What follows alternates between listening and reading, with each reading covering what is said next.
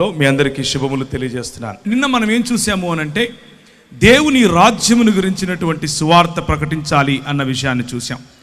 నిన్న మనం ఏం చూసాము అనంటే మన ప్రభువుకు కలిగినటువంటి ప్రత్యక్షత, మన ప్రభు అయినటువంటి యేసు క్రీస్తుకు ఉన్నటువంటి ఈ పరిశుద్ధాత్మ యొక్క అభిషేకము ఏమిటి అనంటే, ఆయన ప్రభువు ఆత్మ నా మీద ఉన్నది, బీదలకు సువార్త ప్రకటించుటకై ఆయన నన్ను అభిషేకించెను, చెరలో ఉన్న వారిని విడుదలకును, గ్రుడ్డి వారికి చూపును కలుగునని ప్రకటించుటకును, నలిగిన వారిని విడిపించుటకును, ప్రభువు హితవత్సరము ప్రకటించుటకును ఆయన నన్ను పంపియున్నాడు అన్న విషయాన్ని మనం చూసాం.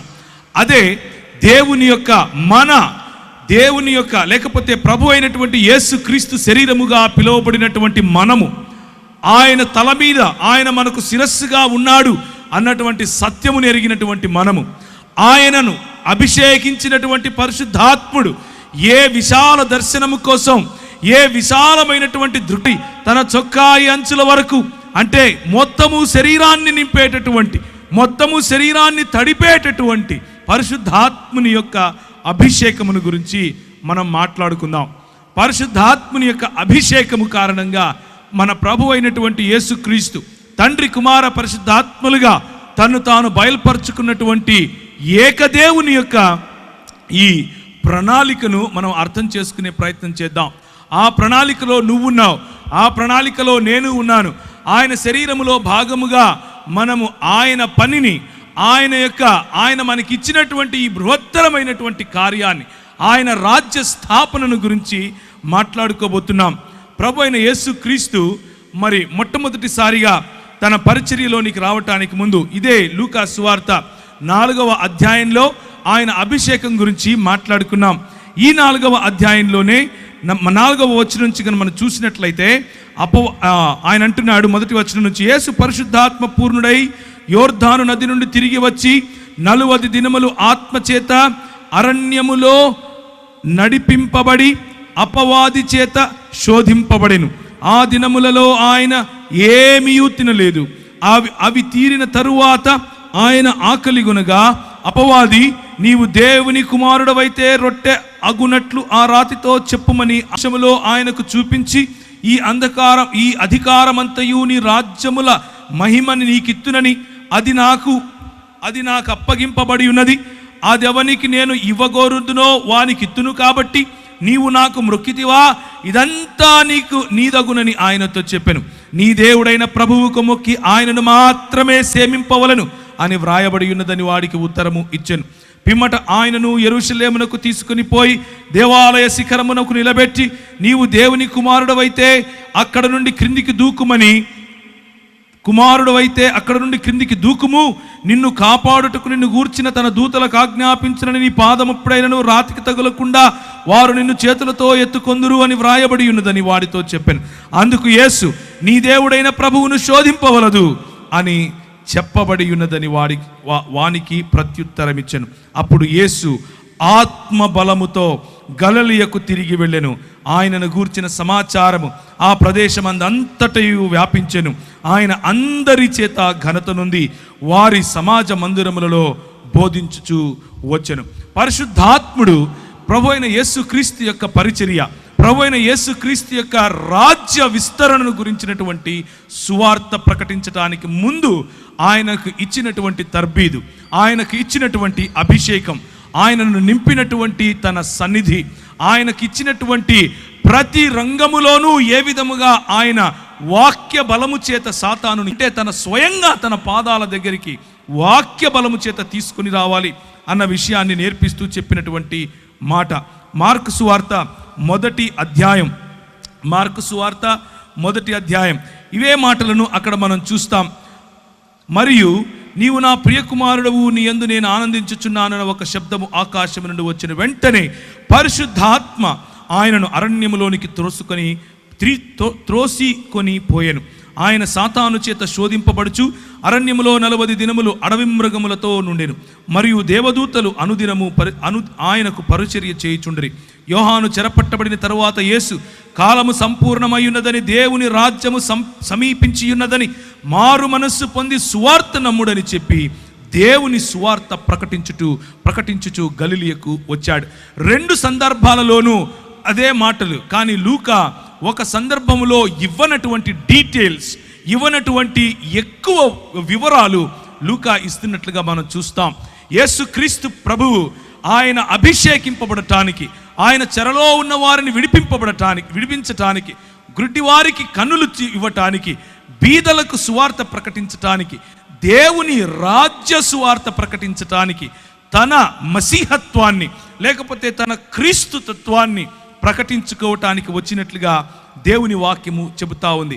అయితే చాలాసార్లు ఈ యేసు క్రీస్తును క్రీస్తుగా మనకు పరిచయం చేసినటువంటి, ఈ లోకానికి ఇచ్చినటువంటి తండ్రిని గురించి మనం వింటాం. అలాగే ఈ లోకం కోసం తన ప్రాణాన్ని స్వచ్ఛందంగా పెట్టి స్వచ్ఛందంగా తీసుకున్నటువంటి కుమారుడు, ఆ రాజు గురించి మనం అప్పుడప్పుడు వింటాం. నిత్యత్వములో నిర్మించి తన తండ్రికి ఇచ్చేటటువంటి పరిశుద్ధాత్మను గురించినటువంటి మాటలు చాలా తక్కువగా సంఘములో వింటాం. కనుక ఈరోజు పరిశుద్ధాత్మ దేవుని గురించినటువంటి మాటలు కొన్ని మాట్లాడుకునే ప్రయత్నం చేద్దాం. బైబిలు పరిశుద్ధాత్మ దేవుణ్ణి ఒక వ్యక్తిగా పరిచయం చేస్తుంది. ఒక వ్యక్తి అంటే అస్తిత్వం కలిగి ఉండాలి, స్పృహ కలిగి ఉండాలి, చేతన కలిగి ఉండాలి, ఆలోచన శక్తి కలిగి ఉండాలి, స్వయం నిర్ణయాలు చేయగలగాలి, భావనలు కలిగి ఉండాలి. అలాగే ఒకరితో ఒకరు సంబంధాలు చేసుకోగలిగినటువంటి సోషల్ లేకపోతే ఒకరితో ఒకరు సంబంధాలు చేయగలిగినటువంటి వ్యక్తిత్వం కలిగి ఉండాలి. దాన్నే స్వచిత్తం, భావనలు మరియు ఆలోచన దృక్పథం అని పిలవచ్చు. ఇలా అన్ని రకాలైనటువంటి ఒక వ్యక్తికి ఉండాల్సినటువంటి అన్ని గుణ లక్షణాలు పరిశుద్ధాత్మ దేవునికి ఉన్నట్లుగా బైబిల్ గ్రంథం మనకు తెలియజేస్తూ ఉంది. పరిశుద్ధాత్మని యొక్క కార్యకలాపాలు కనుక మనం చూస్తే, ఆయన మరి ఎఫెసీయులకు రాసిన పత్రిక 2వ అధ్యాయం 18వ వచనం ప్రకారం దేవుని వద్దకు మార్గం సరళం చేస్తాడు, పరిచర్య నిమిత్తం అభిషేకిస్తాడని ఇంతవరకు మనం లూకా సువార్త 4వ అధ్యాయం 18వ వచనంలో చూసాం. అలాగే మనకు దేవుని రాజ్యము పట్ల నిబద్ధత ఉంది, దేవుని యేసు క్రీస్తు పట్ల నిశ్చయత ఉంది అన్నటువంటి మాటను రోమీయులకు రాసిన పత్రిక 8వ అధ్యాయం 15వ వచనం ప్రకారం మనకు గుర్తు చేస్తాడు. అలాగే 2వ పేతురు 1వ అధ్యాయం 20 నుంచి 21 ప్రకారం ఆయనే స్వయంగా మనకు వాక్యమును రచించి ఇచ్చాడని, ఆయన ప్రోత్సాహము లేకపోతే ఆయన ప్రేరేపణ ద్వారా మాత్రమే మనకు ఈ లేఖనము ఇవ్వబడిందని దేవుని వాక్యము చెబుతా ఉంది. అలాగే ఇలా చూసుకుంటూ పోతే విశ్వాసులకు జన్మనిస్తాడని, ఆయన పరిచర్యకు పిలుపునిస్తాడని, ఆయనే శుద్ధీకరిస్తాడని, ఆయనను మృతులలో చూస్తాం. ఆయనను కేవలం ఒక శక్తిగా, ఆయనను కేవలం ఒక వీచే గాలిగా, ఆయనను కేవలం ఒక అగ్నిగా, ఆయనను కేవలం ఏదో ఒక వస్తువుగా చూడటం కాదు, ఆయన ఒక వ్యక్తిగా మనకు దేవుని వాక్యం పరిచయం చేస్తోంది. ఆయన ఒక వ్యక్తి, ఆయన మనతో మాట్లాడగలడు, ఆయన మనల్ని అభిషేకించగలడు, ఆయన మనల్ని పరిచర్యకు మరి ప్రిపేర్ చేయగలడు. ఆయన మనకు కావలసినటువంటి ప్రతి వనరులు, కావలసినటువంటి ప్రతి వరములు ఇవ్వగలిగినటువంటి అద్వితీయ దేవుడు అన్న విషయాన్ని మనం చూడబోతున్నాం. ఆయన మార్గదర్శనం చేస్తాడా? అవును చేస్తాడు. ఆయన విమోచిస్తాడా? అవును విమోచిస్తాడు. ఆయన మన ఆత్మీయ జీవితాన్ని నిర్మిస్తాడా? అవును నిర్మిస్తాడు. ఆయన పాపమును ఒప్పుకోలు చేయించి నీతి పట్ల మనకు మారు మనసు అనుభవం ఇస్తాడా? అవును ఆయనే ఇస్తాడు. ఇలా చూసుకుంటూ పోతే ఎన్నో గుణ లక్షణాలు, మన రక్షణ కొనసాగింపు, చివరికి మనం మహిమలో చేరేంత వరకు కూడా పరిశుద్ధాత్ముని యొక్క పని మన హృదయంలో జరగకపోతే, పరిశుద్ధాత్ముని యొక్క పని మన సంఘములో జరగకపోతే, పరిశుద్ధాత్ముని యొక్క పని మన కుటుంబాలలో జరగకపోతే, మనము దేవుని కృప నుండి సంపూర్ణముగా దూరమైన వారిలో తప్పకుండా ఉంటాము అన్న విషయాన్ని మీకు గుర్తు చేస్తున్నాను. అయితే నా జీవితంలో జరిగినటువంటి ఒక సంఘటనను మీకు చెప్తాను. ఒకానొక సమయంలో, లేకపోతే నేను మా నాన్నగారు క్రైస్తవులు కాదు, కానీ మా అమ్మ క్రైస్తవురాలు. మా అమ్మ ఎక్కువగా క్యాథలిక్ సంఘాలకు వెళ్ళేది. నేను క్యాథలిక్ సంఘాల్లోనే మా పేరు పెట్టారు, క్యాథలిక్ సంఘాల్లోనే మేము ఎదిగాను. ఆ తర్వాత గుండ్లు కొట్టించుకుంటూ తిరిగి రావటం, ఆ ఊరిలో భయంకరమైనటువంటి అల్లరి, భయంకరమైనటువంటి గొడవలు, భయంకరమైనటువంటి ఫ్యాక్షనిజంలో పడిపోవటం. అలా పడిపోయిన తర్వాత ప్రభువు నన్ను రక్షించటం, నీవు లోకమునకు వెలుగై ఉన్నావు అన్నటువంటి మాట చేత నా జీవితాన్ని మార్చటం. ఒకానొక సమయంలో మరి కోల్పోయినటువంటి సంబంధాల కారణంగా నేను దుఃఖిస్తూ ఉన్న సమయంలో ఒక వ్యక్తి నన్ను సంఘానికి తీసుకుని వెళ్ళటం, లేకపోతే ఒక యూత్ మీటింగ్కి తీసుకుని వెళ్ళటం, అక్కడ నేను ప్రభువును తెలుసుకోవటం, నీవు లోకానికి వెలుగై ఉన్నావు అన్న విషయాన్ని ఆయన గుర్తు చేసి నన్ను ఆయన నా జీవితంలో రక్షణ సువార్తను, నా జీవితంలో దేవుని రాజ్య సువార్తను ఆయన నాటినప్పుడు నా జీవితం మారిపోయింది. నేను ఈ దేశానికి ఒక కళంకంగా ఉండాల్సింది పోయి, నేను నాకున్నటువంటి దూకుడు స్వభావం కారణంగా నా దేశానికి, నా కుటుంబానికి, స్వయంగా నా జీవితానికి భయంకరమైనటువంటి ఒక మచ్చగా మిగలాల్సింది పోయి, కనీసం ఇప్పుడు దేశానికి ఏమీ పెద్ద ఉద్ధరించకపోయినప్పటికీ కనీసం నన్ను చూసి నా కుటుంబం కానీ నా దేశం కానీ సిగ్గుపడే అవస్థలో లేకుండా ఉన్నాను. దానికి కారణం ప్రభు అయినటువంటి యేసు క్రీస్తు. అలా నా జీవితాన్ని కొనసాగించే సమయంలో నేను వాడేటటువంటి డ్రగ్స్, నేను తాగేటటువంటి అన్ని లోకంలో ఉన్న ప్రతి గొడవ, లోకంలో ఉన్నటువంటి ప్రతి అలవాటు ఆయన తీసివేశాడు. ఒకానొక సమయంలో నేను ప్రార్థన చేసుకుంటున్నాను. ఒకానొక సమయంలో ఒక రోజంతా గడిపి ప్రభు దగ్గర సమయం గడిపి ఉపవాసంలో ఆయన నుంచి శక్తి పొందుకోవాలి, ఆయన నుంచి పరిచర్యను గురించినటువంటి ఒక దర్శనం పొందాలి, అసలు ప్రభువు నా పట్ల కలిగిన ప్రణాళిక ఏంటి అని ఒకరోజు నేను హైదరాబాద్లో నేను తెలియని భాషలలో మాట్లాడటం, యేసుక్రీస్తు ప్రభువు యొక్క ఆవరణ, యేసుక్రీస్తు ప్రభువు యొక్క సన్నిధి, పరిశుద్ధాత్ముని యొక్క కృమరింపు నా జీవితంలో నేను గమనించాను. పరిశుద్ధాత్ముడు నన్ను తాకినప్పుడు, పరిశుద్ధాత్ముడు నా పైన బలంగా వీచినప్పుడు నేను తట్టుకోలేకపోయాను. నా హృదయం పులకించిపోయింది, నా శరీరం పులకించిపోయింది. నేను కళ్ళు మూసుకొని ఉన్నాను. నేను ఒక గొప్ప దర్శనం చూస్తున్నాను. ఇదిగో తెల్లని బట్టలు వేసుకున్నటువంటి చాలామంది నెత్తిన టోపీ పెట్టుకొని పరిగెట్టుకుంటూ వస్తున్నారు. ప్రభు అయిన యేసుక్రీస్తు తన చేతులు బారుగా చాల్చి నిలబడుకుని ఉంటే ఆయన కౌగిలిలోనికి ఎంతో కొన్ని వేల మంది పరిగెట్టుకుంటూ వస్తున్నారు. ఆమోసు గ్రంథం ద్వారా ప్రభువు నాతో మాట్లాడాడు. ఆమోసు గ్రంథం ద్వారా ప్రభువు నాతో మాట్లాడి ఆయన నాకు వినిపించే విధంగా పరిశుద్ధాత్ముని యొక్క నడిపింపు. ఆయన అన్నాడు, నీవు ఇందోర్ అనే పట్టణానికి వెళ్ళాలి, నువ్వు చండీగఢ్ అనే పట్టణానికి వెళ్ళాలి, నువ్వు ఉదయ్పూర్ అనేటటువంటి పట్టణానికి వెళ్ళాలి. మరి దైవజనులు ఇప్పుడు నిలబడుకుని మాట్లాడుతూ, ఏమయ్యా ఉత్తర భారతదేశంలో చాలామంది అవసరం వెళ్ళరా అని అంటున్నాడు. అదే సంఘటన నాకు జరిగింది 2000 సంవత్సరంలో. నా ప్రజలను ప్రేమించి తెలుగు వారి మధ్యకు వచ్చి మరి పరిచర్య చేస్తే నేనెందుకు వెళ్ళకూడదు అన్నటువంటి ఆ ఛాలెంజ్ నేను తీసుకున్నాను. నేను వెళ్ళాను, మధ్యప్రదేశ్ అనే ప్రాంతంలోకి వెళ్ళాను. పరిశుద్ధాత్ముడు నన్ను నడిపిస్తున్నాడు. ఒకానొక రోజు రాత్రి రెండు చొక్కాలు 2 ప్యాంట్లు పెట్టుకుని బయలుదేరాను. నాకు భాష రాదు, ఒక్కరు తెలియదు, ఆ ప్రాంతం తెలియదు, ఎక్కడుండాలో తెలియదు, ఏం చేయాలో తెలియదు. దేవుడు చెప్పాడు నేను వెళ్ళాలి. పరిశుద్ధాత్ముని యొక్క ప్రిపరేషన్, పరిశుద్ధాత్ముడు నీలో నిన్ను నింపినప్పుడు కేవలము నూనె బుడ్డీలు అమ్ముకునే పాస్టర్గా మారవు నువ్వు. గుర్తుంచుకోండి ఈ విషయం. పరిశుద్ధాత్ముడు నిన్ను తాకినప్పుడు నువ్వు ఛాలెంజెస్ తీసుకుంటావు. ఇంతవరకు సహోదరుడు ఆజాద్ చెప్పినట్లుగా తన దేవుని ఎరిగిన వారు బలము కలిగి గొప్ప కార్యాలు చేస్తారు, గొప్ప కార్యాలు చేస్తారు. నీ సంఘం పక్కన ఇంకొకడు సంఘం పెట్టే కార్యాలు కావు, గొప్ప కార్యాలు చేస్తారు. ప్రభువు లేని చోట ప్రభువును ప్రకటించడానికి ముందుకు వస్తారు. అది చీకటి, భయంకరమైనటువంటి చలి. ఉత్తర భారతదేశంలో మనం ఇక్కడ ఏదైతే ఊపుకుంటున్నామో ఈ సమయంలో అక్కడ చల్లగా ఉంటుంది. అంటే ఇప్పుడు వేడిగానే ఉంటుందిలేండి. నేను వెళ్ళింది డిసెంబర్, జనవరి, ఫిబ్రవరిలో పోతున్నాను. కిందికి దిగాను. రైల్వే స్టేషన్లో ప్లాట్ఫామ్ మీద 3 రాత్రులు గడిపాను. 3 రాత్రులు ప్రార్థన, ఉదయాన్నే లేయటం, వాక్య పరిచర్యకి వెళ్తాం, ప్రార్థన, ఉదయాన్నే లేయటం. ప్రభు నాకు చెప్తున్నాడు, ఫలానా టెంపో ఎక్కు, ఫలానా చోట దిగు, ఫలానా ఇంటికెళ్ళు, ఫలానా వాడితో మాట్లాడు. ఆయన చెప్పినట్లుగా మరి ముందుకెళ్ళటానికి దేవుని పరిశుద్ధాత్మ యొక్క శక్తి, పరిశుద్ధాత్ముడు మనల్ని నింపినప్పుడు, పరిశుద్ధాత్ముడు మనలో ఛాలెంజ్, సవాలు విసిరినప్పుడు మనం తీసుకోగలగాలి. 2 చొక్కాలు 2 ప్యాంట్లతో వెళ్ళానని చెప్పాను. చేపులో నా దగ్గర 500 700 డబ్బులున్నాయి. ఆ రోజుల్లో 500 అంటే మహా అయితే కూడా ఒక 10 రోజులు మనం ఉండొచ్చు. ఈ రోజుల్లో 500 అంటే 6 రోజే ఉంటాం, అది మీకు తెలిసిన విషయమే. అయితే నేను వెళ్ళాను. ఒకరోజు రాత్రి నా దగ్గర డబ్బులు కూడా అయిపోతున్నాయి. ప్రభువు రాత్రి నాకు ఒక దర్శనం చూపించాడు. ఒక ఇల్లు, దానిపైన జూలాగర్ అని రాసుంది. జూలాగర్ అంటే ఇంట్లో పిల్లలు పెట్టుకోవటానికి ఉండేటటువంటి ప్రదేశం. ఆ ఇల్లు నాకు కనిపించింది. లోపల ఒక రూమ్ చూపించాడు. ఒక చైరు, ఒక బల్ల, దాని మీద ఒక గ్లాసు, దాంట్లో అంటే చెంబు, దాంట్లో నీరు, ఒక కాట్ అంటే ఒక మంచం. ఆ మంచం మీద మంచి పరుపు, గళ్ళగా ఉండేటటువంటి ఒక బెడ్షీట్, ఇది నాకు కనిపించింది. రాత్రి ఆ దర్శనం చూశాను. ఉదయం పరిశుద్ధాత్ముడు నడిపిస్తున్నట్లుగా నడుస్తున్నాను. పరిశుద్ధాత్ముడు నాకు చెప్పినట్లుగా ఏ డైరెక్షన్లో, ఏ దిశగా నేను వెళ్ళాలో ఆ దిశగా వెళుతున్నాను.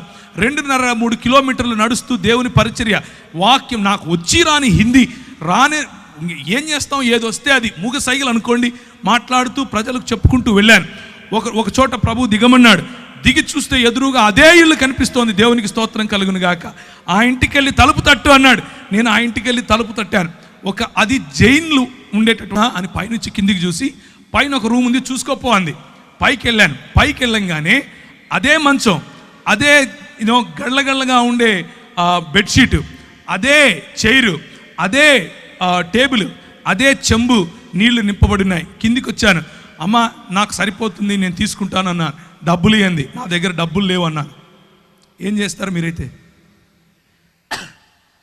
రేయ్ పోరా బయటికి అంటారు. ఆమె అన్నది ఎప్పుడు ఇస్తావు అంది. ఒక 10-15 రోజుల్లో ఇచ్చేస్తానమ్మా అన్నాను. మీరు ఒప్పుకుంటారా? ఏ ఊరు నిధి అంది. హైదరాబాద్ నుంచి వచ్చానమ్మా అన్నాను. డబ్బులు ఉన్నాయా జేబులో తినడానికి అంది. లేవమ్మా అన్నాను. ఎదురుగా ఒక మెస్ ఉంది, దాంట్లోకి వెళ్ళి భోజనం చేయి, నా పేరు చెప్పు అంది. కడుపు నిండా భోజనం, ఉండటానికి స్థలం.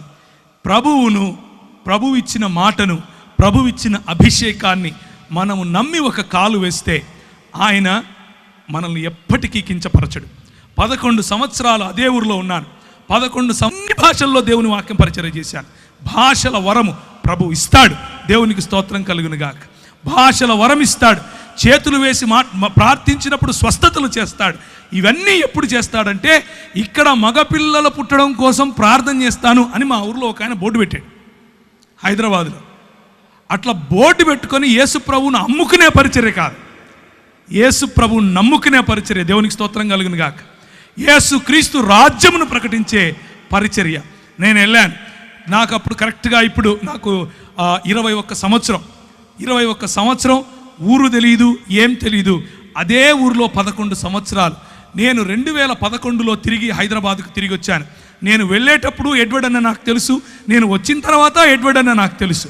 కానీ అక్కడ ఉన్న 11 సంవత్సరాలలో ప్రభువు నన్ను వాడుకున్నటువంటి పద్ధతి, అక్కడ ఉన్న 11 సంవత్సరాల్లో నా చదువును ఆశీర్వదించాడు. నేను MBA ఇన్ ఇంటర్నేషనల్ బిజినెస్ అన్న కోర్స్ చదివాను. చదివిన తర్వాత ఎన్నో దేశాలు నన్ను ప్రభువు తిప్పాడు. తిరిగిన అన్ని దేశాల్లో ప్రభు పరిచర్యలో వాడుకున్నాడు. అంత మాత్రమే కాదు, ఈ చెప్పిన తెగలు, ట్రైబల్ మధ్య ప్రభు వాడుకున్నాడు. అన్నిటికంటే ముఖ్యంగా నాకు చూపించిన దర్శనం, ముస్లింల మధ్య నీతో వాడుకుంటాను అని చెప్పాడు. ముస్లింల మధ్య వాడుకున్నాడు. నేను వెళ్ళినప్పుడు 6 మంది, ఒక్క వ్యక్తి ప్రభువుని నమ్ముకోవటానికి 5 ఏండ్లు పట్టింది. ఆ తర్వాత 6 మంది 6 సంవత్సరాలు నాతో వాగ్వివాదం చేస్తూ వచ్చారు. నువ్వేంది, నువ్వు కథ ఏంది, నేను చూసుకుంటామన్నారు. RSS వాళ్ళు, VHP వాళ్ళు నాకు ఈమెయిల్ రాసేవాళ్ళు. నువ్వు ఏ మార్గం గుండా వెళ్తున్నావో మాకు తెలుసు, చాలు తన్నుతారు. క్రైస్తవుణ్ణి అని చెప్పుకుంటే చాలు చెప్పుతో కొడతారు. అలాంటి పరిస్థితులు. కానీ స్టెఫెనును ఆశీర్వదించినట్లుగా, స్టెఫెనుకు వాక్ చాతుర్యం ఇచ్చినట్లుగా, స్టెఫెనులో వాక్ ప్రభావం ఇచ్చినట్లుగా, స్టెఫెనును ఏ విధముగా జ్ఞానముతోనూ కృపతోనూ ప్రభువు నింపాడో అలా యవ్వనస్తులను నింపగలడు. మనం ఒక్క విధేయత అన్నటువంటి అడుగు తీస్తే చాలు. నా జీవితం ఆ రోజు పరిశుద్ధాత్ముని యొక్క తాకిడితో మారిపోయింది. పరిశుద్ధాత్ముడు నా జీవితంలో తెలియని అగ్నిని రగిలింపజేశాడు. పరిశుద్ధాత్ముడు నా జీవితంలో ఇచ్చిన ఛాలెంజెస్, నేను వెళుతూ ఉంటే నాకు అన్ని బెడ్స్ ఆఫ్ రోజెస్ అందరూ వచ్చి కాళ్ళ మీద పడిపోయి పైసలు ఇచ్చేసి ఏమో చేశారనుకున్నారా? కాదు. అడుగడుగు నా ఛాలెంజెస్, అడుగడుగు నా బలహీనతలు, అడుగడుగునా తెలియనటువంటి నేను ఎలా చేయాలి ఇప్పుడు అన్నటువంటి పరిస్థితి. కానీ ప్రభువు నమ్మకస్తుడు. ప్రభువు మనల్ని విడిచిపెట్టాడు. పిలిచిన పరిశుద్ధాత్ముడు మనల్ని విడిచిపెట్టాడు. మనల్ని అభిషేకించిన పరిశుద్ధాత్ముడు ఎక్కడెక్కడ నీకు ఏ ఏ పరీక్షలు పెడుతున్నాడో ఆ పరీక్ష ఉత్తీర్ణుడైనటువంటి మరుక్షణం తన ప్రత్యక్షతనిస్తాడు. ఒకానొక రోజు కృంగిపోయాను, భయంకరంగా కృంగిపోయాను. ఏం చేయాలి ప్రభువా? ఎలా నాకు డ్రై లైఫ్, మొత్తం ఎడారి అనుభవం, ఏమీ లేదు, ఖాళీ అయిపోయాను, నేను ఏం చేయాలి ఇప్పుడు అంటూ మోటార్ సైకిల్ నడుపుకుంటూ వస్తున్నాను. ఒక పెద్ద హోర్డింగ్ రాసి ఉంది, అడ్వర్టైజ్మెంట్. అందులో అంటే ఒక న్యూస్ పేపర్ వాళ్ళ అడ్వర్టైజ్మెంట్ అనమాట. అంటే భయంకరమైనటువంటి వివక్ష, అలాంటి చోట ఇంత పెద్ద హోర్డింగ్ ఎవరు పెట్టారు? ఇంటికెళ్ళాను. ఇంటికెళ్ళి ఎక్కడుంది ఆ వాక్యం అని చూశాను. ఎబ్బేజు చేసిన ప్రార్థనను ప్రభువు చూపించాడు. నా సరిహద్దులను విశాలపరచుము అని ఆయన చేసినటువంటి ప్రార్థన నాలో ఒక అగ్నిని తిరిగి ప్రభు ఇవ్వటానికి ఆ వాక్యం సహాయపడింది. నేను ఎందుకు ఈ మాటలు చెప్తున్నాను అనంటే, పరిశుద్ధాత్ముడు రియల్, పరిశుద్ధాత్ముడు నిజమైనటువంటి దేవుడు. పరిశుద్ధాత్ముడు మనతో మాట్లాడగలడు, పరిశుద్ధాత్ముడు మనల్ని తాకగలడు, పరిశుద్ధాత్ముడు మనకు శక్తినివ్వగలడు. కొంతమంది పరిశుద్ధాత్ముని పేరట చేసే గారడీల కోసం మీరు ఆయనను నిజమైన దేవుణ్ణి మర్చిపోకండి. కొంతమంది చేసే గారడీల కారణంగా పరిశుద్ధాత్ముని వెక్కిరింపులకు పాలవుతున్నాడు.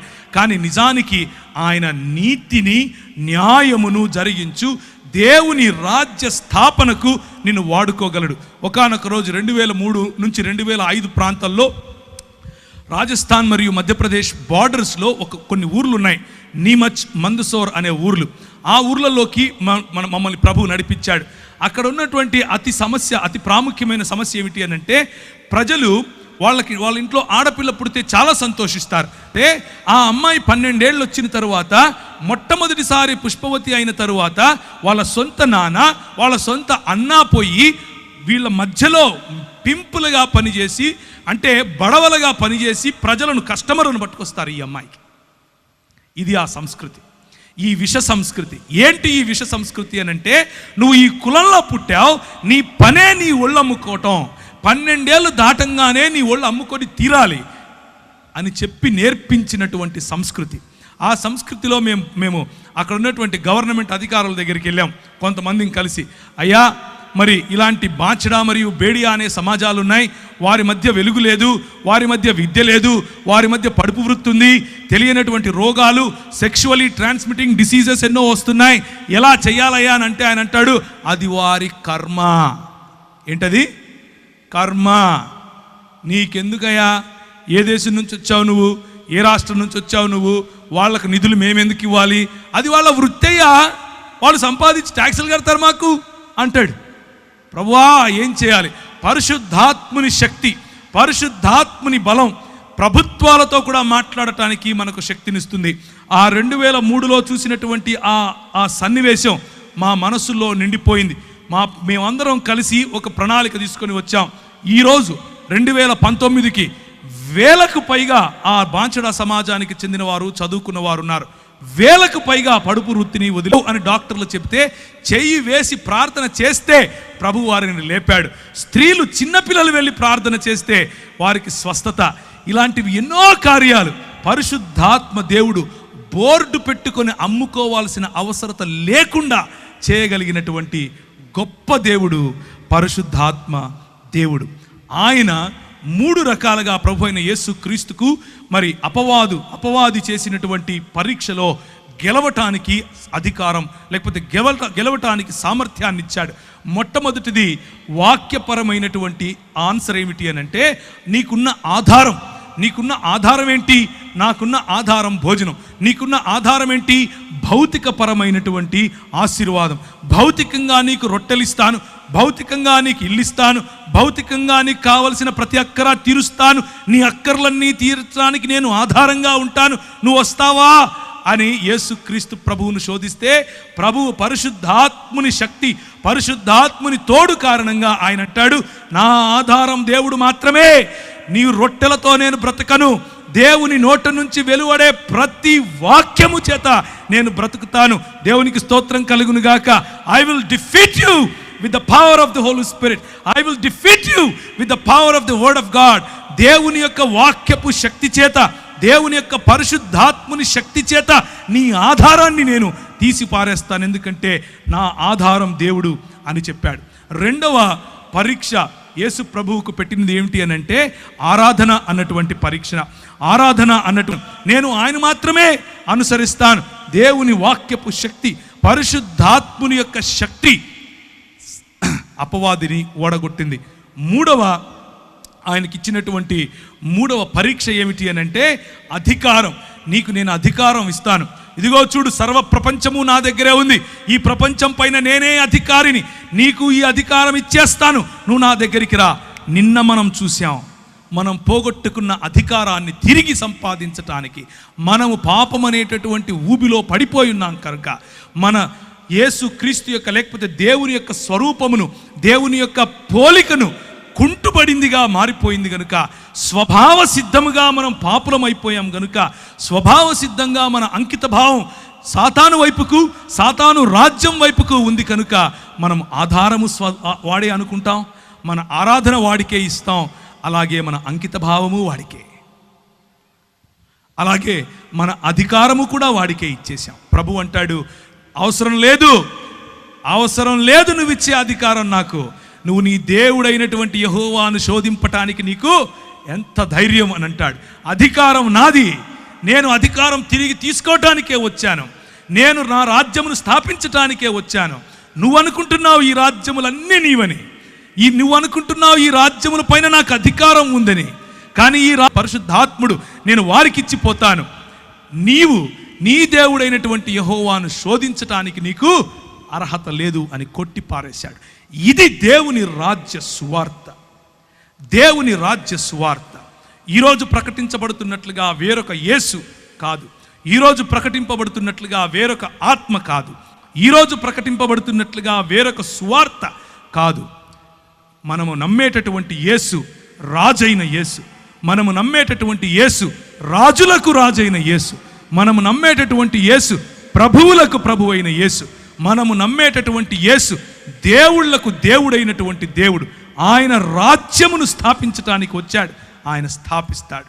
మనము నమ్మేటటువంటి, మనము అంగీకరించినటువంటి ఆత్మ, ఆయన వస్తే కింద పడిపోయి పూనకాలు వచ్చేది, ఆయన వస్తే గట్టిగా ఇకిలిగా నవ్వేది, ఆయన వచ్చాడని చెప్పి గట్టిగా కేరింతలు కొట్టి అవతలోని కొట్టేది, లేకపోతే ఒక ఆయన అంటాడు వామిటింగ్ ఆత్మ అంట, ఆయనకు పరిశుద్ధాత్ముడు వస్తే వామిటింగ్ వస్తుందంట. ఒక ఆయన అంటాడు పరిశుద్ధాత్మ వస్తే నేను అవతలోని తిడతానంటాడు, ఒక ఆయన పరిశుద్ధాత్మ వస్తే నేను సాతాను తిడతానంటాడు. ఎట్లా పడితే అట్లా. పరిశుద్ధాత్ముని శక్తి రాజ్య నిర్మాణానికి ఉపయోగపడుతుంది. పరిశుద్ధాత్ముని శక్తి నోరు తెరిచి మాట్లాడితే అవతలి వాడికి తర్కాన్ని నిర్వీర్యం చేస్తుంది. పరిశుద్ధాత్ముని శక్తి చేయుంచి ప్రార్థించకపోయినా చేతులు ఉంచితే చాలు స్వస్థత తీసుకొస్తుంది. పరిశుద్ధాత్ముని శక్తి యేసుతో పాటు బుద్ధిని తీసుకొస్తుంది. పరిశుద్ధాత్ముని శక్తి గవర్నెన్స్ తీసుకొస్తుంది. పరిశుద్ధాత్ముని శక్తి అడ్మినిస్ట్రేషన్ నేర్పిస్తుంది. పరిశుద్ధాత్ముని శక్తి కేవలం చెక్క భజన నేర్పించదు. మనం ప్రకటిస్తున్నట్లుగా అప్పుడప్పుడు సంఘాల్లో టీవీలకెక్కి ప్రకటిస్తూ ఉంటారు ఈ రోజుల్లో. పరిశుద్ధాత్ముని శక్తిని అవహేళన పరచటం. మేము ప్రకటించినటువంటి వేరొక సువార్త ఏంటి? నువ్వు ఆయన దగ్గరికి వస్తే చచ్చిపోతే పరలోకం పోతావు, నువ్వు ఆయన దగ్గరికి వస్తే నేను చేయించుతాను, నీకు కొడుకు పుడతాడు, నువ్వు ఆయన దగ్గరికి వస్తే నీకు పెండ్లైపోతుంది, నువ్వు ఆయన దగ్గరికి వస్తే ఇంకేవేవో నోటికొచ్చిని. కానీ యేసు క్రీస్తే స్వయంగా ప్రకటించినటువంటి సువార్త మనం ఇంతవరకు చూసాం. మార్కు సువార్తలో ఆయన దేవుని రాజ్యం అన్నటువంటి సువార్తను ప్రకటించాడు. మతం కట్టడం కాదు. నన్ను సాక్షిగా ఉండటానికి ఉత్తర భారతదేశంకు వెళ్ళమన్నాడు. ఇంతకు సాక్షిగా ఉండాలంటే ఏం చేయాలి ప్రభువా అని ప్రార్థించాను. ప్రభువా, సాక్షిగా ఉండటం అంటే ఏంటి? సాక్షిగా ఉండటం అంటే మైకులు ఎత్తుకొని మాట్లాడడం మాత్రమేనా? సాక్షిగా ఉండడం అంటే ప్రభువు నన్ను ఆశీర్వదించి కొడుకు పుట్టించాడని చెప్పటమేనా? సాక్షిగా ఉండటం అంటే ఇదిగో నేను చచ్చిపోతూ ఉండేనని లేపాడని చెప్పటమేనా? సాక్షిగా ఉండటం అంటే ఏంటి ప్రభువా, నాకు అర్థం వచ్చేలా చెప్పు అని అన్నాడు. నాకు మత్తయి సువార్త 28వ అధ్యాయం ఆఖరి వచనాలు చదువుతారా? మత్తయి సువార్త 28వ అధ్యాయం. కనుక మీరు సర్వలోకమునకు వెళ్ళి 16 నుంచి సమస్త జనులను 18 నుంచి చదువుదామా? అయితే యేసు వారి యొద్దకు వచ్చి, పరలోకమందును భూమి మీదను నాకు సర్వాధికారము ఇవ్వబడి ఉన్నది కాబట్టి మీరు వెళ్ళి సమస్త జనులను శిష్యులనుగా చేయి. ఇదిగో నేను యుగ సమాప్తి వరకు సదాకాలము మీతో కూడా ఉన్నాను. అధికారము నాది, పరలోకములో అధికారం నాది, భూలోకములో అధికారం నాది, నీ పైన అధికారం నాది, నీ హృదయంలో నేను ఇప్పుడు రాజును. నువ్వు వెళ్ళు. ఎలా వెళ్ళాలి? ప్రతినిధిగా వెళ్ళాలి. నువ్వు మాట్లాడింది నేను మాట్లాడినట్లుంటుంది, నువ్వు చేయి పెడితే నేను చేయి పెట్టినట్లుగా ఉంటుంది, నువ్వు పలికితే నేను పలికినట్లుగా ఉండాలి, నీ ప్రవర్తన నా ప్రవర్తనలాగా ఉండాలి. నీ సాక్ష్యం అంటే నోరు తెరిచి ఒక మాట చెప్పి బయట జీవితంలో ఇంకొక జీవితం కాదు సోదరులారా. సాక్ష్యముగా జీవించటం, సాక్షిగా జీవించటం అనంటే ఆయన పరిచర్యను కేవలము మతపరమైనటువంటి 4 గోడల మధ్య మాత్రమే పెట్టటం కాదు ప్రియులారా. సాక్షి జీవితం అనంటే నీ వ్యాపారం ఆయనది, సాక్షి జీవితం అనంటే నీ రాజకీయం ఆయనది, సాక్షి జీవితం అనంటే నీ అడ్మినిస్ట్రేషన్ ఆయనది, సాక్షి జీవితం అంటే నీ కుటుంబం ఆయనది, సాక్షి జీవితం అనంటే నువ్వు ఏ రంగములో, ప్రభుత్వ రంగమైనా, వ్యాపార రంగమైనా, ప్రైవేటు రంగమైనా, మీడియా రంగమైనా, ఏ రంగంలో నువ్వు పనిచేసినా ఆయన నాకు ప్రభువు, ఆయన ప్రతినిధిగా నేను ఇక్కడున్నాను, ఆయన కొరకు నేను సంఘ స్థాపన, ఆయన కొరకు నేను రాజ్య స్థాపన చేయటానికి ఉన్నాను అన్నటువంటి దృక్పథము కలిగి ఉండటం. అందుకనే ఆయన అంటాడు, జనములను ఏం చేయాలి? శిష్యులనుగా చేయాలి. జనములను అన్న చోట దేశములను, సంస్కృతులను, జన సమూహాలను అని కూడా తర్జుమా చేయొచ్చు. గ్రీకులో వాడినటువంటి పదము ఎత్నే అన్నటువంటి పదం, ఆ పదాన్ని అలా కూడా తర్జుమా చేయొచ్చు. మన పిలుపు ఒక దానియేలు పిలుపు, మన పిలుపు ఒక నెహెమ్యా పిలుపు, మన పిలుపు ఒక దావీదు పిలుపు, మన పిలుపు ఒక ఎస్తేరుకి ఇవ్వబడినటువంటి పిలుపు. మన పిలుపు కేవలము చెక్కభజన చేసే పిలుపు కాదు. మన పిలుపు అపోస్తలుల కార్యములు 1వ అధ్యాయం, అపోస్తలుల కార్యము 1వ అధ్యాయం. ఆయన శ్రమపడిన తరువాత 40 దినముల వరకు వారికి అగపడుచు ఏం చెప్పాడు?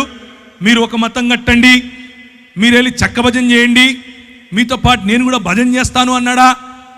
అది మన ఆత్మీయ జీవితంలో భాగం, కానీ అది మాత్రమే ఆత్మీయ జీవితం కాదు. ఆయన ఏమన్నాడు? దేవుని రాజ్య విషయములను గూర్చి బోధించుచు అనేక ప్రమాణములను చూపి వారికి తన్ను తాను సజీవునిగా కనపరుచుకొని దేవుని రాజ్యమును గురించినటువంటి విషయాలు. రాజ్యములో రాజు ఉంటాడు, రాజ్యములో సైన్యం ఉంటుంది, రాజ్యములో రాజుకు ప్రతినిధులు ఉంటారు, రాజ్యములో వనరుల వితరణ ఉంటుంది, రాజ్యములో వనరుల కేంద్రీకరణ ఉంటుంది, రాజ్యములో ఎకనామిక్స్ ఉంటాయి, రాజ్యములో సోషల్ సైన్సెస్ ఉంటాయి. ఏ విధంగా సామాజికంగా మనం ప్రజలను అట్టడుగునున్న వారిని బయటికి తీసుకొని రావాలి అన్న ఆలోచనలు ఉంటాయి. రాజ్యములో విద్య, వైద్య, ఆరోగ్య రంగాలు ఉంటాయి, రాజ్యములో మీడియా ఉంటుంది. ప్రతి ఒక్క విషయము, ఒక జన సమూహానికి చెందిన ప్రతి ఒక్క విషయము రాజ్యములను గురించినటువంటి, దేవుని రాజ్యమును గురించినటువంటి విషయాలు వారికి ప్రభువు చెప్పాడు. ఆ తరువాత ఆయన వారిని కలుసుకొని ఇలాగు ఆజ్ఞాపించెను, మీరు యెరూషలేములో నుండి వెళ్ళక నా వలన వినిన తండ్రి యొక్క వాగ్దానము కొరకు కనిపెట్టుడి. యోహాను నీళ్లతో బాప్తిసమిచ్చను గాని కొద్ది దినములలో మీరు పరిశుద్ధాత్మలో బాప్తిసము పొందెదరు. జరుగుతుంది. మన సొంత శక్తికి చేత కాదు, మన సొంత ఆలోచనలకు చేత కాదు, మన సొంత జ్ఞానముతో నిర్మించలేం. పరిశుద్ధాత్ముడు దిగి రావాలి, పరిశుద్ధాత్ముడు దిగి వస్తాడు. కాబట్టి వారు కూడి వచ్చినప్పుడు, ప్రభువా ఈ కాలమందు ఇశ్రాయేలుకు రాజ్యమును మరలా అనుగ్రహిస్తావా? ఇంకా మనోళ్ళు ఏం ఆలోచిస్తున్నారు? రాజ్యం అంటే మాకు ఇంకా ఇశ్రాయేల్ రాజ్యం అనుకుంటున్నారు, రాజ్యం అంటే ఇంకా 4 గోడల మధ్య అనుకుంటున్నారు, రాజ్యం అంటే ఇంకా భౌతికం అనుకుంటున్నారు. ప్రభు అంటాడు, ఎందుకయ్యా తొందరపడతారు? మీరు అనుకున్న రాజ్యం వేరు, నేను చెప్పే రాజ్యం వేరు. మరలా అనుగ్రహిస్తావా అని ఆయన అడుగగా, ఆయన కాలములను సమయములను తండ్రి తన స్వాధీనము పరచుకొని ఉన్నాడు, వాటిని తెలుసుకొనుట మీ పని కాదు. ఆయన పరిశుద్ధాత్మ మీ మీదికి వచ్చినప్పుడు మీరు శక్తిని నొందెదరు గనుక మీరు యెరూషలేములోను యూదయ సమరయ దేశముల యందంతటా భూ దిగంతముల వరకు నాకు సాక్షులై ఉంటారు. ఎవరు సాక్షులై ఉంటారు? ఎవరు దేవుని శిష్యులుగా ఉంటారు? ఎవరు యేసు ప్రభువు యొక్క ప్రతినిధులుగా ఉంటారు? పరిశుద్ధాత్ముని పొందుకున్నవారు, పరిశుద్ధాత్ముని నీడలో నడవాలనుకున్నవారు, పరిశుద్ధాత్ముని యొక్క వరములను పొందినవారు, పరిశుద్ధాత్ముని యొక్క ఫలమును జీర్ణించుకున్నవారు, పరిశుద్ధాత్ముని యొక్క ప్రేరణలో నడవాలని కసిగా ఉన్నవారు. అలాంటి వారు యేసు ప్రభువు యొక్క ప్రతినిధులుగాను శిష్యులుగాను ఉంటారు. భక్త కోటి భక్తులుగానే ఉండిపోతారు. మనము ఏ జాబితాలో ఉండాలో మనము నిర్ణయించుకోవచ్చు. సాక్షులై ఉంటారు. ఎలా సాక్షులు? అగ్నిజ్వాలల వంటి నాలుకలు విభాగింపబడినట్లుగా వారికి కనబడి వారిలో ఒక్కొక్కరి మీద వ్రాలగా అందరూ పరిశుద్ధాత్మతో నిండిన వారై ఆ ఆత్మ వారికి వాక్శక్తిని అనుగ్రహించిన కొలది అన్య భాషలలో మాట్లాడసాగిరి. కొందరైతే వీరు క్రొత్త మద్యముతో నిండి ఉన్నారని అపహాస్యము చేసిరి.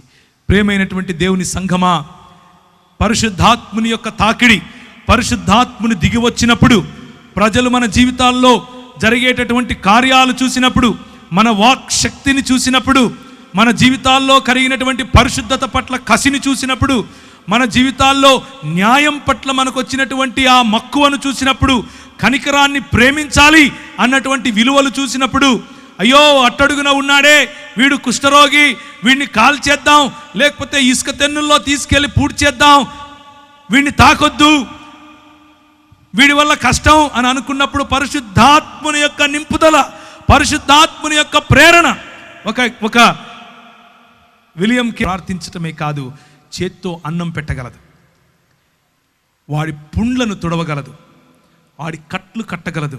ప్రజలు చూసి అనుకుంటారు వీడు తాగొచ్చాడు అనుకుంటారు, బుద్ధి లేదు వీడికి అనుకుంటాడు. ఏం చదువుకున్నాడు, ఏం చేస్తున్నాడు, ఎక్కడుండాలి, ఎక్కడికి వచ్చాడు, వారికి అర్థం కాదు. లోకానికి ఈ విలువలు అర్థం కావు. లోకానికి ఈ విలువలు ఎందుకు అర్థం కావు అనంటే, అన్నీ విడిచి సంపాదన మీద పడురా, లోకాన్ని దేశాన్ని దోచుకోరా అని లోకం నేర్పిస్తే, నీ సంపదను విడిచి, నీ వనరులను వితరీకరించి, నీ వనరులను వికేంద్రీకరించి, నీ వనరులను పంచిపెట్టి నీ ప్రజలను ప్రేమించు అని ప్రభువు చెప్తాడు. హత్తుకోలేని వారిని హత్తుకోమంటాడు, చూడలేని వారిని చూడమంటాడు. అదే నీ పిలుపు అని అంటాడు. 36వ వచనం, మీరు సిలువ వేసిన ఈ యేసునే దేవుడు ప్రభువుగాను క్రీస్తుగాను నియమించాడు. మొట్టమొదటి సువార్త ఏంటా సువార్త? మీకు పుల్లలు పుడతారు, మీకు కార్లు కొనిస్తాడు యేసు ప్రభు, ఇదా? కాదు. ప్రభువుగా దేవుడు నిర్ణయించాడు, ప్రభువుగా దేవుడు ప్రకటించాడు, ప్రభువుగా క్రీస్తుగా దేవుడు క్రియలను అపోస్తలుల ద్వారా జరిగిన విశ్వసించు వారందరూ ఏకముగా కూడి సువార్త జరిగిన చోట దేవుని రాజ్యము స్థాపింపబడుతుంది. ఆ దినమున 3,000కు పైగా ఆ దినమున ప్రభువును పొందారు. కాబట్టి అతని వాక్యము అంగీకరించిన వారు బాప్తిసము పొందిరి. ఆ దినమున ఇంచుమించు 3,000 మంది చేర్చబడ్డారు. ఒక్కసారిగా 3,000 మంది బాప్తిసము పొంది దేవుని రాజ్య స్థాపనగా ఆనాడు పరిశుద్ధాత్ముడు దిగి వచ్చిన కారణంగా, పరిశుద్ధాత్ముని యొక్క శక్తి చేత మాట్లాడిన మాటల కారణంగా 3,000 మంది దేవుని రాజ్యములో భాగస్థులైపోయారు. వారి ఆధారం దేవుడయ్యాడు, వారి అధికారం దేవుడయ్యాడు, వారి యొక్క ఆరాధన యేసుక్రీస్తు అయ్యాడు. కనుకనే దేవుని రాజ్య స్థాపన జరిగింది. దేవుని రాజ్య స్థాపన జరిగినప్పుడు వారికి వచ్చినటువంటి ప్రేరణ ఏంటి? దేవుని రాజ్య స్థాపనలో మీ ఇల్లు కొల్లగొట్టింది మా ఇంట్లో పెట్టుకుంటాను, నా దగ్గరకు వచ్చి ఫోటో తీసుకొని 10,000 ఇవ్వండి, నా ప్రోగ్రామ్కి 20,000 ఇవ్వండి, నీకు లైట్లు పెట్టుకొని అడుక్కుంటాను, మీ గొలుసులు వేయండి, మీ ఉంగరాలు వేయండి, ఇదా వాళ్ళు చేసింది? కాదు. చూడండి ఏం చేశారు. అపోస్తలుల ద్వారా జరిగింది. ఏం జరిగింది? విశ్వసించిన వారందరూ ఏకముగా కూడి తమకు కలిగినదంతయు సమిష్టిగా ఉంచుకొనిరి.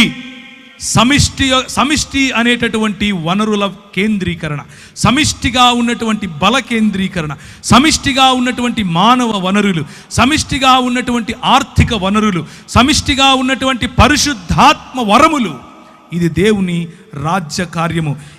ఇదియుగాక వారు తమ చర స్థిరాస్తులను అమ్మి అందరికీ వారి వారి అక్కరుల చొప్పున పంచిపెట్టిరి. దేవుని రాజ్యములో ఉండేటువంటి విలువలు ఏంటంటే, మనవి అమ్మి పంచి పెడతాం. విస్తరణ అంటే పోగేసుకోవటం కాదు, పోగేసిన దాన్ని పంచి పెట్టడం. దేవుని రాజ్య విస్తరణ అంటే ప్రజలకు ఆశీర్వాదకరంగా ఉండటం. పరిశుద్ధాత్మని తాకిడి అనంటే ప్రజలను నీ తాకిడి చేత పరిశుద్ధాత్మకు పరిచయం చేయటం.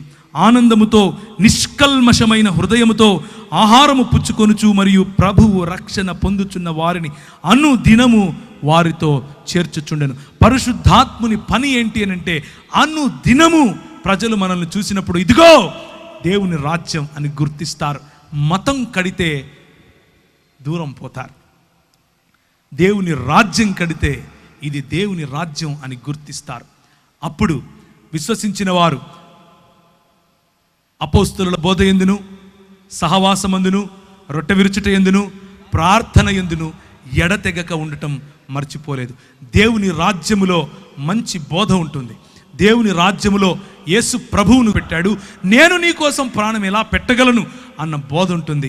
ఆ బోధ అనుసారమైనటువంటి సహవాసం ఉంటుంది. ఆ సహవాసానుసారమైనటువంటి రొట్టె విరవటం ఉంటుంది. అందరికీ భోజనం, అందరికీ సామ్యవాదం, అందరికీ బట్ట, అందరికీ ఇల్లు, అందరికీ సౌఖ్యం, అందరికీ ప్రభువు యొక్క పిలుపు.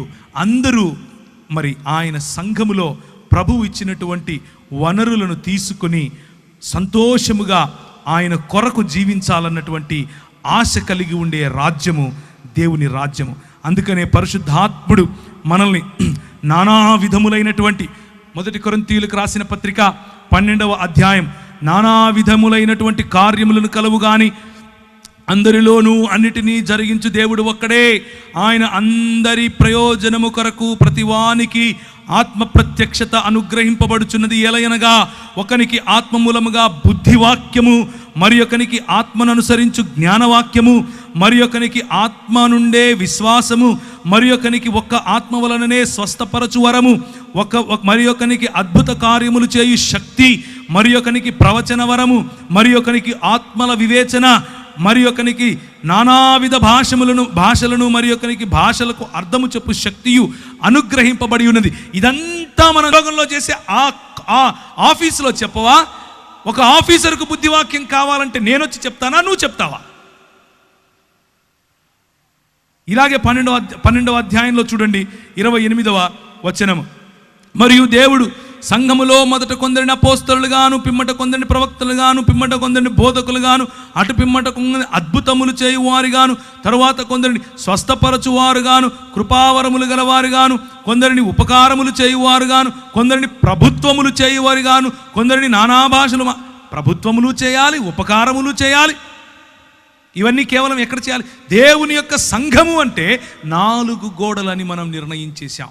దేవుని యొక్క సంఘం అంటే యేసు క్రీస్తు రాజ్యం. దేవుని సంఘం అంటే మనము 4 గోడల మధ్యకు వచ్చి చేసేటటువంటి ప్రతి ఆదివారపు కూడిక మాత్రమే కాదు.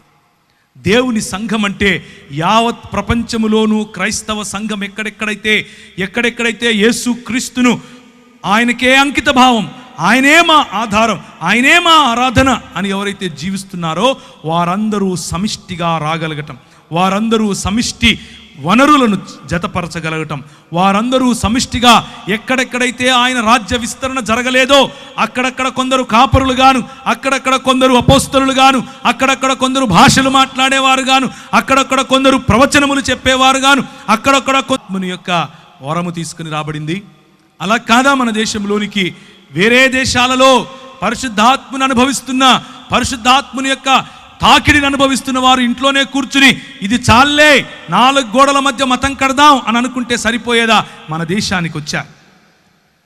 మన దేశంలో ఉన్నటువంటి తోమా గారు మొదలు పెడితే ఇప్పటి వరకు కొన్ని లక్షల మంది వారి ప్రాణాలను ప్రాణార్పణాలుగా పోశారు.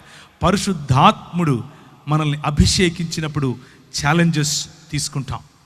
పరిశుద్ధాత్ముడు మనల్ని అభిషేకించినప్పుడు కేవలము మన టాలెంట్స్ 4 గోడల మధ్యే కాదు, సంత వీధులలో చాటుతాం, రాజుల ఎదుట చాటుతాం. దానియేలు నీకంటే నాకంటే దుర్భరమైన పరిస్థితి, ఒక దాసుని లాంటి పరిస్థితి. దానియేలు దాసుడిగా వెళ్ళాడు, తినటానికి లేదు, ఉండటానికి లేదు, దిగంబరులుగా. దాసులకు ఎలా పెడతారో తెలుసా? పుట్టగోసిలాగా కేవలం ఇది మాత్రమే కప్పుతారు, మిగిలింది అల్లా వాళ్ళు ఖాళీగానే ఉండాలి. అలాంటి దాసత్వంలోనికి వెళ్ళిన దానియేలును ఎక్కడ తీసుకుని వెళ్ళాడు ప్రభువు? 4 గోడల మధ్య మతం కట్టడానికి తీసుకెళ్ళాడా? దాసత్వములో దాసునికి ఏ హక్కు లేని దేశములో రాజుకు బుద్ధి చెప్పడానికి తీసుకెళ్ళాడు. మేనే టెకెములో లోక నాయకుల ఎదుట మాట్లాడగలగటం. నా ప్రజలు వారిని చంపటానికి వేసినటువంటి ఈ స్కీమ్ ఇది, వాళ్ళని చంపటానికి వీలు లేదు, వారి కోసం ఇదిగో ఈ ఫలానా వాడు వారికి వ్యతిరేకంగా ఒక పన్నాగం పన్నాడు అని చెప్పటానికి ఒక ఎస్తేరు కావాల్సి వచ్చింది. పరిశుద్ధాత్మని శక్తి రాజు ఎదుట నిలబడింది, ధైర్యంగా మాట్లాడింది, వ్యూహంతో ముందుకెళ్ళింది. వ్యూహం ఎక్కడి నుంచి వచ్చింది? పరిశుద్ధాత్ముడు ఇచ్చాడు. లేదండి 4 గోడలు కట్టుకొని లోపలే ఉంటామండి, అక్కడే పరిశుద్ధాత్ముడు వస్తాడండి. రాజు దగ్గరికి ఎలా వస్తాడండి? గవర్నమెంట్ ఉద్యోగం చేసేవాడికి ఎలా వస్తాడండి?